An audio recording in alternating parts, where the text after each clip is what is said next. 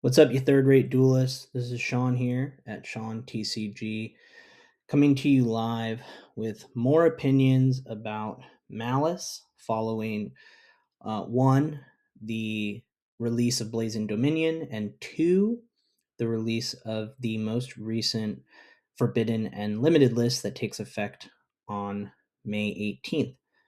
For those of you who don't know yet, as of May 18th, Maliss P White Rabbit will be limited to one, making her a soul sister of Dormouse, which is already limited to one.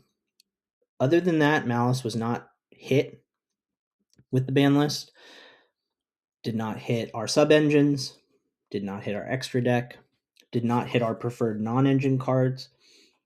Truly, this was probably the best case scenario. I guess the best case scenario would have been, putting Dormouse back to 2 or something. We didn't gain anything, but what we lost is not detrimental to our success.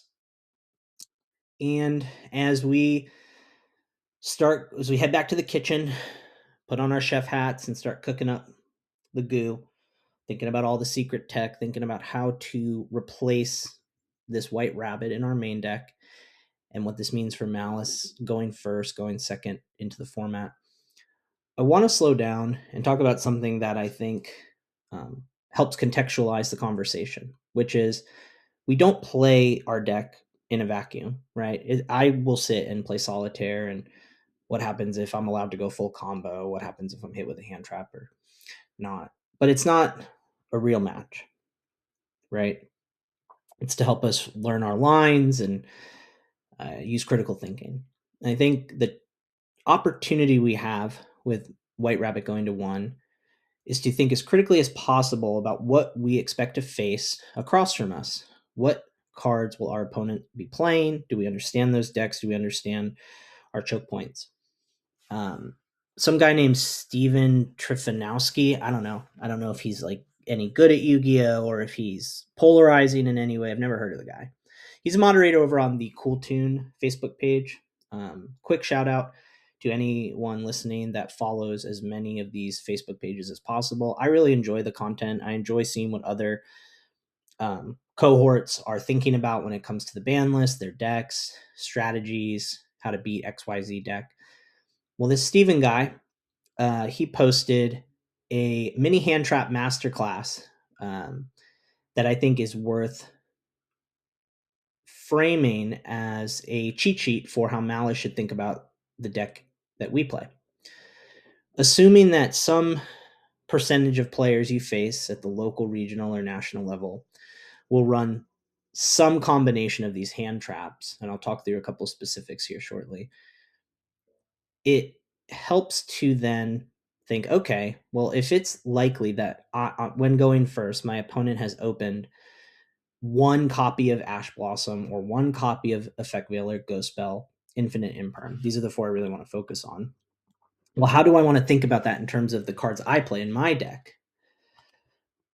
I've seen a lot of discourse about how we replace the copy of White Rabbit. One option is Signet Mining. Send 1 card from your hand to the deck, add a level 4 level Cybers monster. The idea here being that we'll search out the rabbit with Signet Mining. 2 things. 1, Signet Mining is a -1 because you have to discard a card. Depending on what's in your hand, you might not want to. More often than not, the same thing happens with Backup Agnister. Sometimes I don't want to discard a card. I like my cards. We run a lot of hand traps. We run a lot of cards that are good on our opponent's turn. I don't think Signet Mining is the answer, although I understand why you might want to test with it.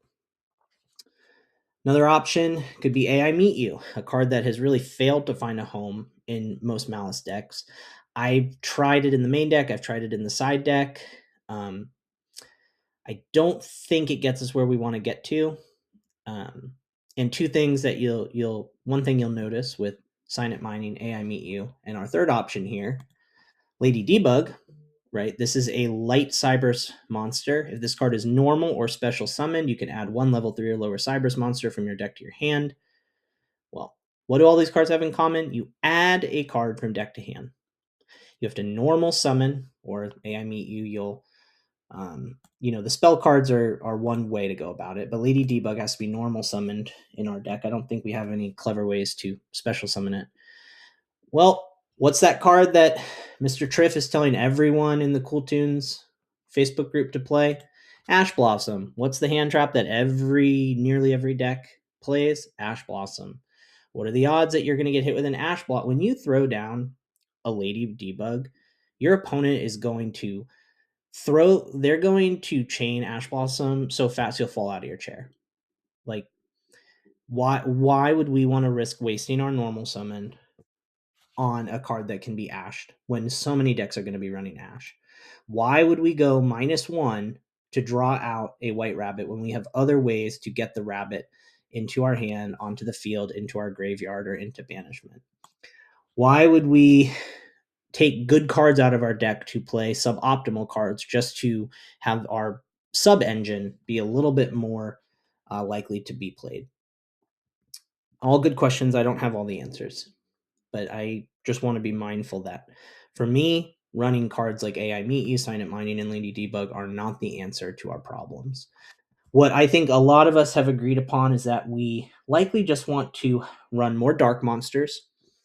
We want to run monsters that can be banished with Allure of Darkness if needed, monsters that don't conflict with Dominus Impulse or Dominus Spark. These are really, if you're a Maliss player, for me, half the appeal of playing Maliss is that I get to run Allure of Darkness. I get a Pot of Greed.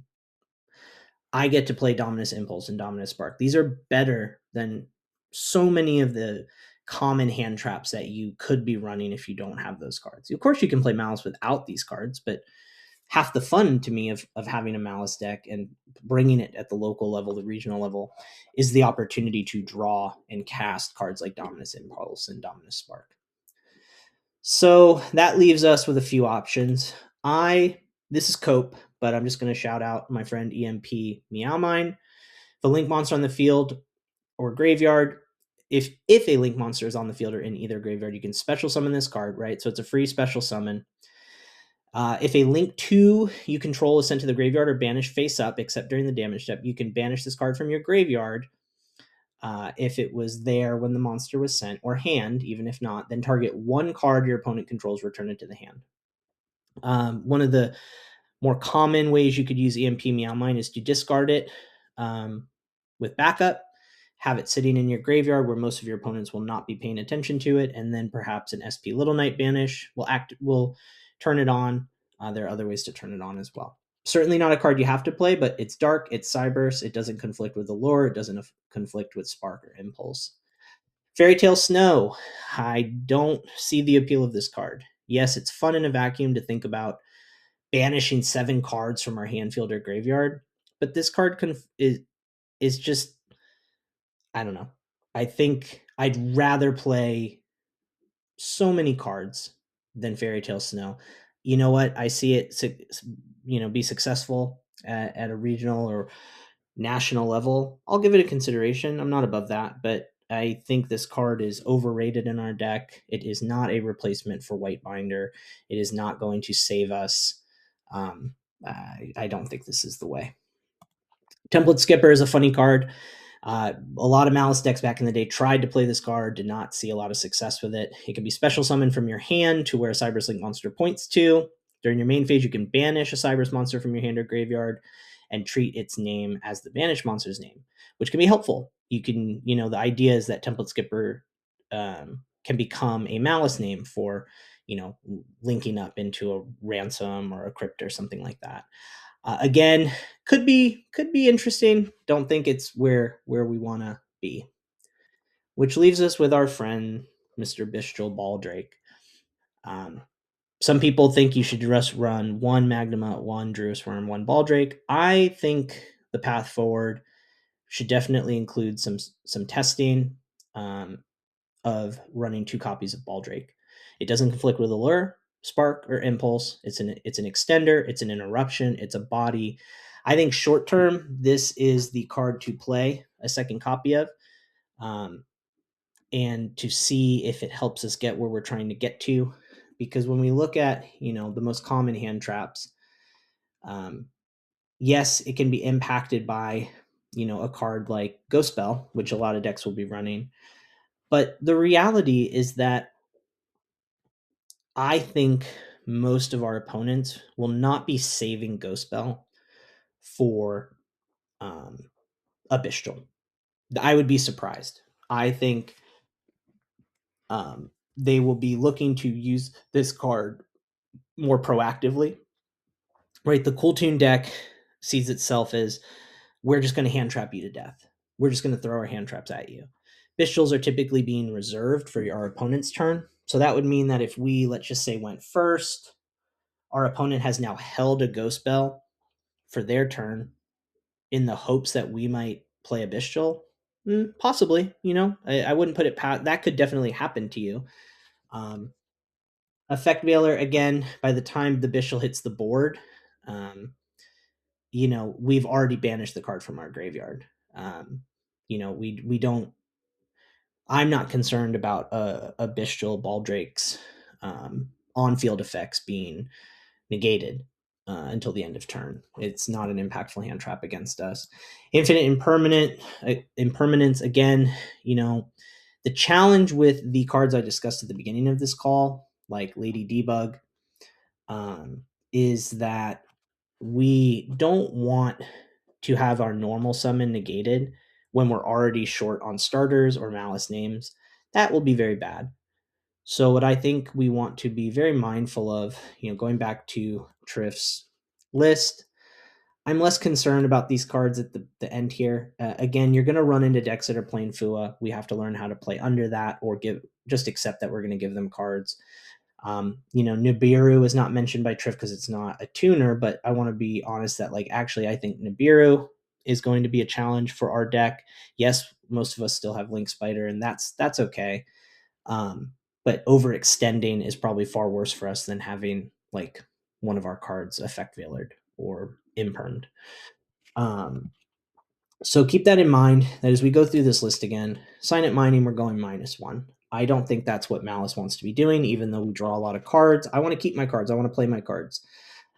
We already run 3 Allure of Darkness. I think I'd rather try to draw 2 cards off Allure, draw 2 cards off Chessy Cat. If you're drawing 4 cards a turn on top of your draw step, and you can't find the hand you're looking for, it might just be a bad beat. That doesn't mean we should run a single copy of Sign It Mining, which, honestly, if you don't have it in your opening hand, is that the card you want to top deck on turn 4 or 5 or 6? I don't know. Not me. And I Meet You. This is definitely not a card that I want to see when I think about the best cards that I can be playing in Maliss. Similar to Template Skipper, it never really found a home. I think there are probably some decks that want to play a bigger Ignister package. Go for it, right? I'm not an expert at Maliss. There's so many people who have topped with the Maliss deck, competed with it for years. I'm more of a casual player. Bring the deck to locals, bring it to a regional. Not too concerned with whether I win or lose, just trying to have fun. I wanted AI Meet You to be like that secret tech in the side deck, that I'd pull out and have. It never really worked out that way. I think it's not even overrated because people aren't playing it, but I wouldn't go to this if you're desperate for a 40th card. Lady Debug. I love Lady Debug. She's in my binder. I love Salamangreat. It was the first deck I played when I came back to Yu-Gi-Oh! A few years ago after 20 years away from the game. The Lady Debug Salamangreat builds were always interesting to me. But again, it's too fair, right? Has to be, we're going to run 1 copy. It has to be in our opening hand. Because it's really, there's probably a lot of cards I'd rather draw if it's not in my opening hand and I'm trying to draw it later in the game. This is a card that gets eaten alive by Ash Blossom, Effect Veiler, Infinite Impermanence. Just think about the most common hand traps you're likely to see at any level of competitive play. Lady Debug is terrible into those cards. Don't run it. And then when we get into more of the tech choices, the goo, the fun stuff, EMP Meowmine is cope, but it's fun. I'm telling you, if you like your deck and you don't want to run a 4th Bestial, EMP Meowmine is a fun card. It's not better than a White Rabbit. It's not better than a Bestial, but it does have some different lanes in which it can swim. And that graveyard effect is not a joke. It's, I think Malice actually struggles sometimes because we're trying to recur and set traps and banish. But it can be fun sometimes to have a card sitting in your graveyard and your opponent forgets about it. That's not to be overlooked when your deck is mostly set and you're just, like I said, looking for a 40th card or a 41st card. And the free special summon from hand has value. Discarding it off of the backup Ignister, like in my test hands, and I'll do a video soon of several test hands to just kind of show the consistency or inconsistency of the deck as I've built it. When I open Meow Mine and can get to backup Ignister, I'm happy because I'm going to grab Wizard, discard Meow Mine. I don't care as much about Meow Mine on the field. We flood the field with bodies. That graveyard effect, the only the Wizard is usually the card that sits in the graveyard with, I can turn your card to defense mode. I like the idea of returning a card to hand. It's an interesting play. Fairy Tale Snow. Some people are going to run this. Some people are convinced it's a savior to our White Rabbit problems. I don't see it. I don't like that it's light. It's not Cybers. It conflicts with, I think, the key non-engine cards. Again, I can't stress this enough. If you are playing Malice, you are running at least 2 copies of Allure, Impulse, and Spark. So that's 6 cards. Most decks are probably interested in running 3 copies of each of those cards, or mostly 3 copies. So then we're talking 7, 8, 9. Why would I want a card that conflicts with 9 of my best cards? Not 9 decent, not like Effect Veiler and Ghost Ogres. We're not talking about, this conflicts with like my 4th best hand trap. Like, this card conflicts with the best cards in our deck. I don't get it. I think it's a cute card. The quick effect to banish is interesting. It might win you a game. Like, I'm not here to yuck anyone's yum. Go for it, right? Like I said, if I see a topping deck list that plays it and it won them 3 of their matches, like, great. But remember, this is a one of, and it's not searchable. Like, I don't see it. Template Skipper, again, kind of like EMP Meow Mine, it's cope. I don't think this is a card you should run in your Malice deck, but you can have a conversation with yourself. You can play some solitaire, do some Dueling Book or Omega test hands. See how often it comes up. See how often it creates value for you. Similar to EMP Meow Mine, it is a free special summon. It does not conflict with our best non-engine. Some people would say a Bestial is just better, and that's sort of where we land, I think, as a Malice cohort right now, is like, hey, what about this card? Bestial's probably better. Hey, what about that card? Bestial's probably better, right? And why is it better? Well, Bestial Baldrake is not limited in any way. You can target a lighter dark monster in either graveyard, so it is a very powerful card, not just for your own extension, but to interrupt your opponent. Special summon this card from hand. Quick effect if your opponent controls a monster, right? And if your opponent special summons a ritual, fusion, synchro, fusion, right? The branded is going to be at the top of the meta, right? Cool Tune is going to be at the top of the meta. Doom Z will, as people get more comfortable and familiar with the deck, also be at the top of the meta. XYZ, right? You contribute one other light or dark monster, then target one of those special summon monsters and banish it, right? Baldrake has a lot going for it. It's a body. It's a beefy boy, right? It's a dark. It can help you extend. It has quick effect abilities to be used on your opponent's turn to disrupt them, to help you. It makes a lot of sense that if you're not terribly worried about Ghost Spell and Haunted Mansion, that you, right,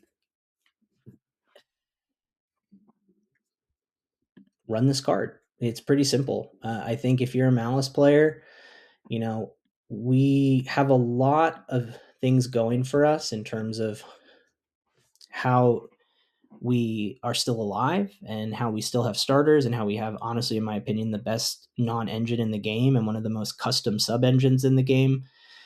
We're hurting a little bit. I wish White Rabbit was at 2. We all got comfortable with that. but we are going to be okay. So until next time.